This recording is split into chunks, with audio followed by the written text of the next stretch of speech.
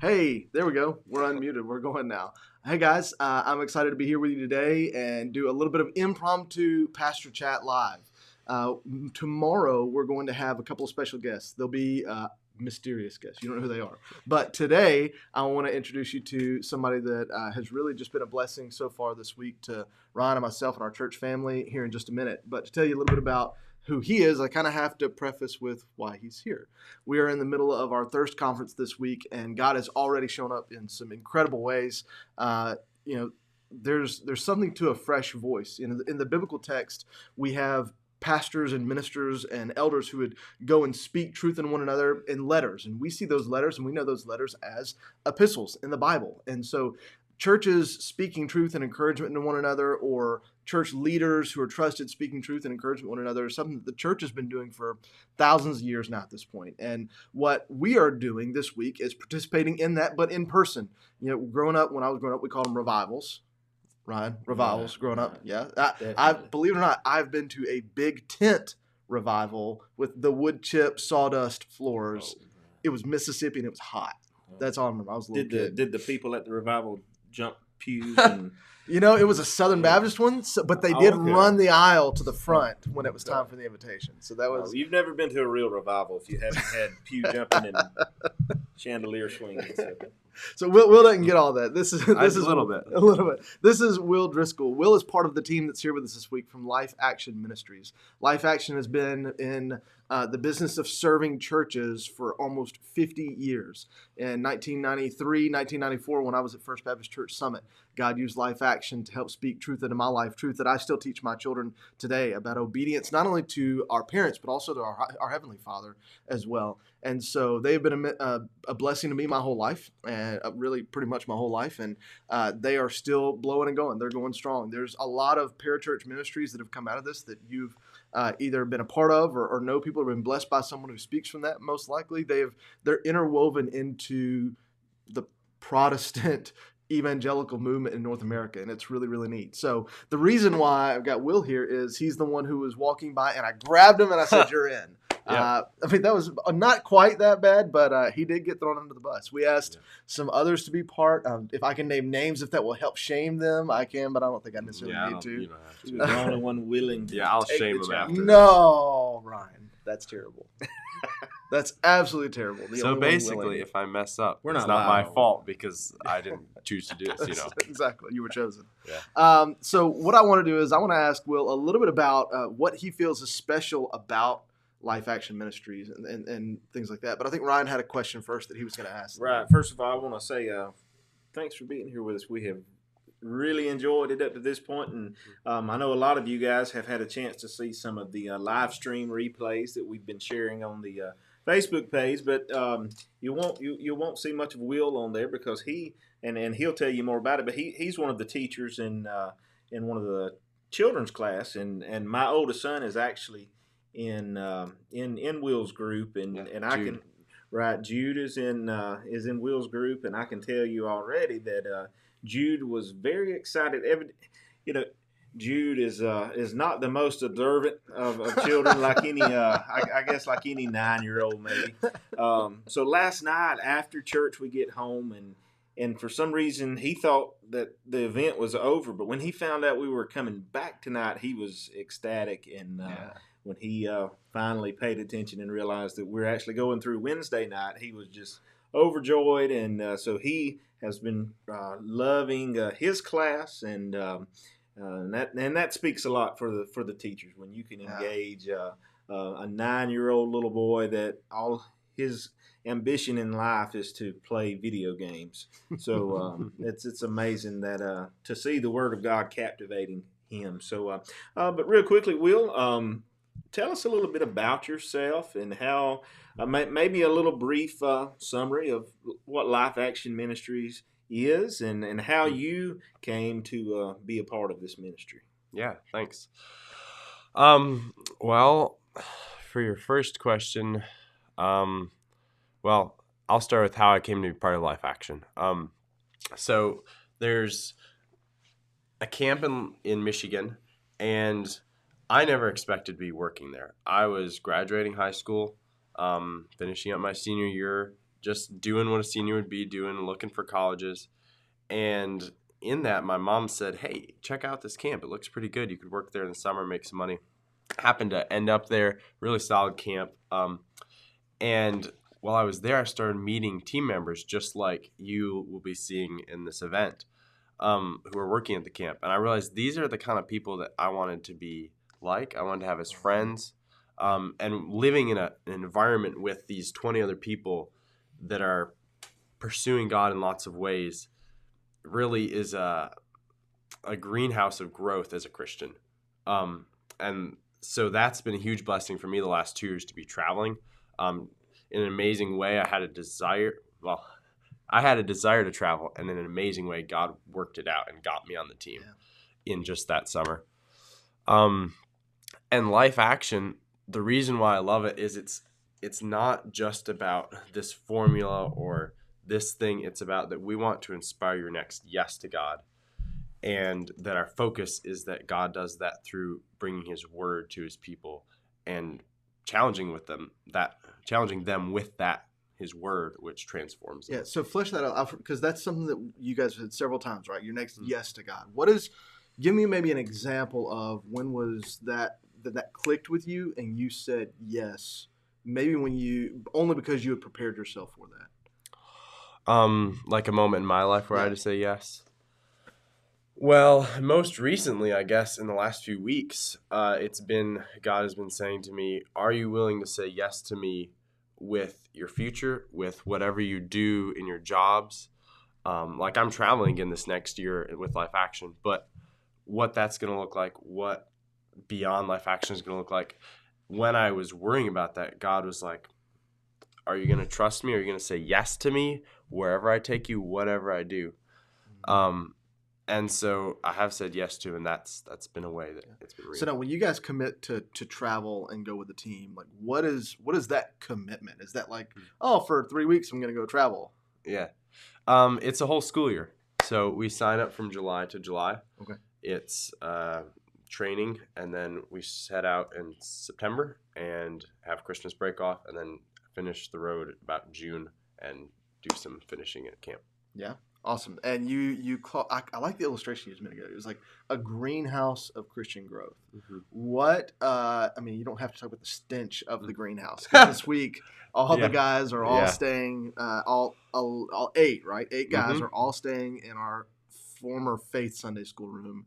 So we will defumigate that when they're done. You'll have to promise to all shower and remain clean. Yeah. But, I guess the question I would come to is, you're doing the same talks pretty much every week, depending on the type of conference it is. How do you stay fresh amongst that same message week to week? Because for us, it's fresh. It's going to be new. What about what they're creating in this environment, they being Life Action and stewarding over your spiritual growth, allows it to be fresh and continue to grow?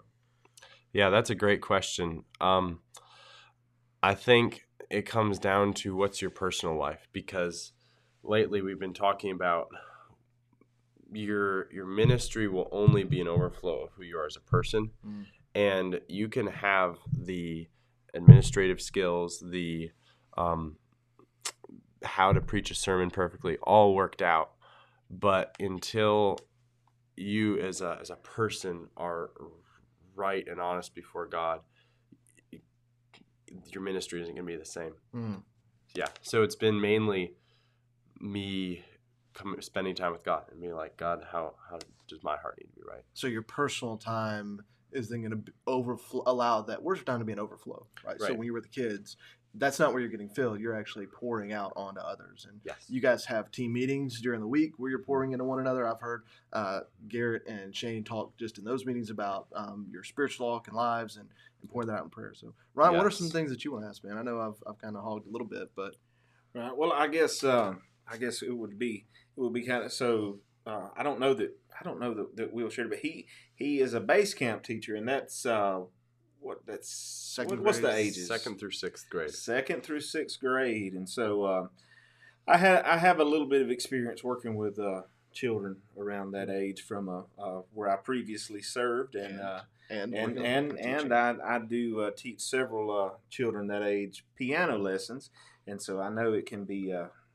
challenging to, like I was saying earlier, to engage these kids who, in most cases, they would rather be doing something else. So I guess, how do you go about engaging these children and getting them interested in what is essentially God's word and His work in their lives?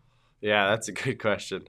Well, we try to make it as fun as we can. We have games, we have songs, we have we have visitors that come in, and they're like dressed up as people, and man, those people have some fun. Usually kids are like hooting and hollering when they come in. It's a blast. And then when we have the lesson time, that's more of a kind of let's quiet down, let's listen time. Right. We do as much interaction as we can. And our hope is that that's a chance for them to really reflect on what we're saying. And there have been many moments when, even though it's kind of quiet, you can see the lights click in their head and them get it. And that's really cool. Actually, Jude had a moment yesterday where I said,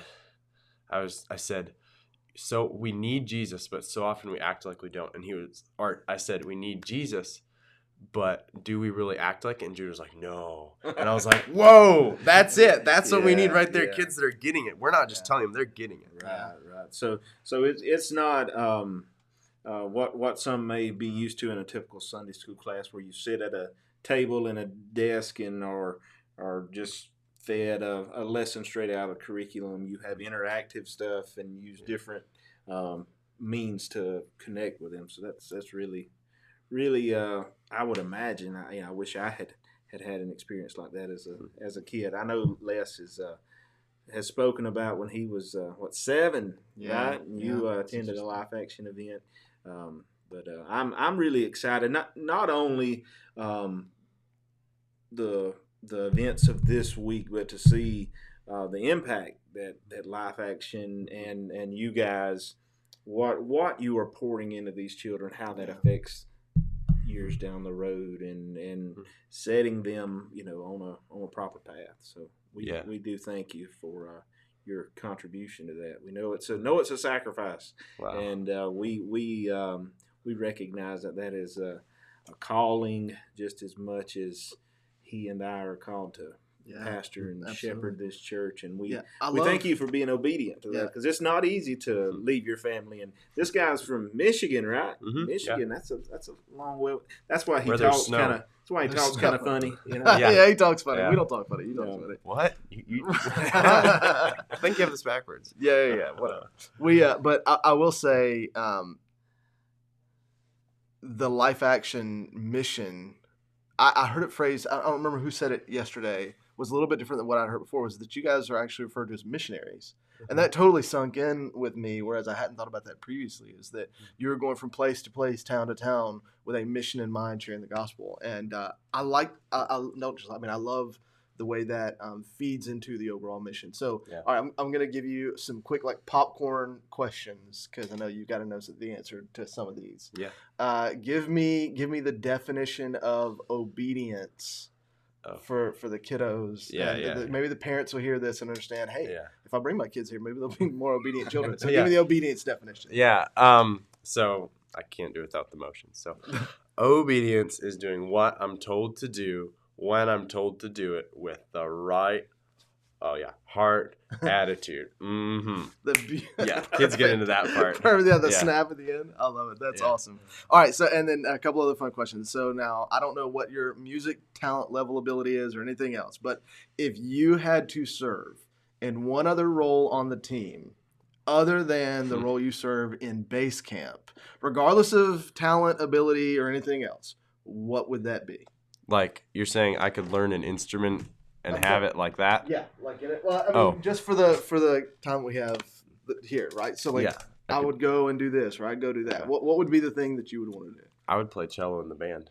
Play cello in the band. I just have to learn how to. You had to learn how to play cello. I don't know how to cello. So that would be problematic. Okay, so that would be one. If you had to take one personality trait from anyone else on your team and include that in your life, the one that you go, man, I would love to be able to do that. Now, I'm not trying to invest covetousness in you. We talked about idolatry last night, but like, give me the thing, you'd be like, man, if I could do that. And you don't have to necessarily say who it is unless you just want. I mean, you can. It's not going to hurt it. But if you're afraid it's going to puff them up too much, you can say that if you need to. There's an opportunity for brownie points, right? I know. We won't allow. Are they going to watch? Shane and Garrett, you're not allowed to watch beyond this point. You have to turn it off so that he can do it. So wink, wink. Yeah, that means they're going to watch this part then. Yeah, for sure. Yeah. I'd probably. There's some people on the team that can really get out there and kind of forget about themselves when they're with kids and do some crazy stuff and have a lot of fun. And I'm trying to learn how to do that. Daniel, who I work with in base camp, is really good at that, and so I play off him a lot.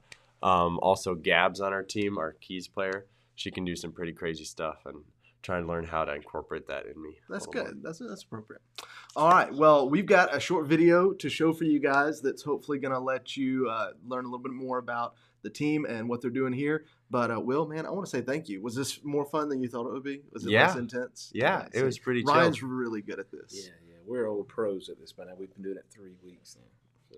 Three weeks. Wow. Weeks. So if I stay here 3 more weeks, I can be a professional. If you stay here 3 weeks, you will be only 3 weeks less experienced than we are at it. So, all right. Well, we're going to swap over and we're going to play this video and run this for you guys. Please come tonight. Oh, we start tonight. 6:30 tonight, tomorrow night, and Wednesday night. So tonight, can you preview our theme for tonight for us? What is it? Yeah, tonight is a focus on the aftertaste of sin and what comes out of sin in our lives and how it's really bitter. It's not good. Worst aftertaste you've ever had? Oh, man. That's, Shane used it yesterday, but anybody that's ever had saccharin tea, that is something that is, as he said, is completely ungodly. And sweet tea without real false sweetener. I was thinking, what is saccharin? Saccharin. Like fake sugar. Equal and Splenda is bad enough, but saccharin is the worst. Sacrilegious saccharin. Yeah, I would just rather. It wasn't as good as Will earlier, but right. I would prefer just to drink water than that. So, but if you have a child 2nd through 5th, 6th grade, 2nd through 6th grade, Will be one of the workers taking care of them. He does a great job, but we can't emphasize this enough.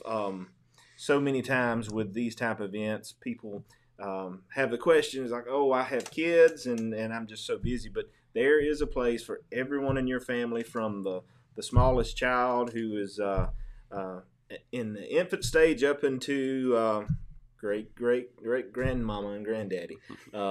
If you want to connect with Jesus this week, there's a place for you here in this Thirst Conference, and we hope you will join us tonight at 6:30. Absolutely. All right. Well, thank you again, Will. We're going to play this video for you guys, and then we'll be done. Cool.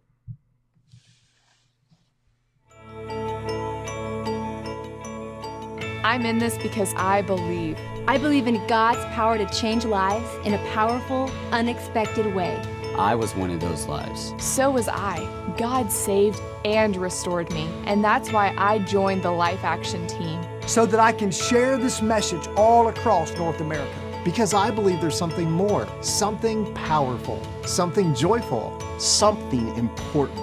When we come together to seek God's face, when churches set aside special time to focus on what matters most. I believe that world-changing revival is just as possible as the sun rising. I believe God can work miracles, and that He still does. More than what we could even ask or imagine. And that's why I pray. That's why I seek.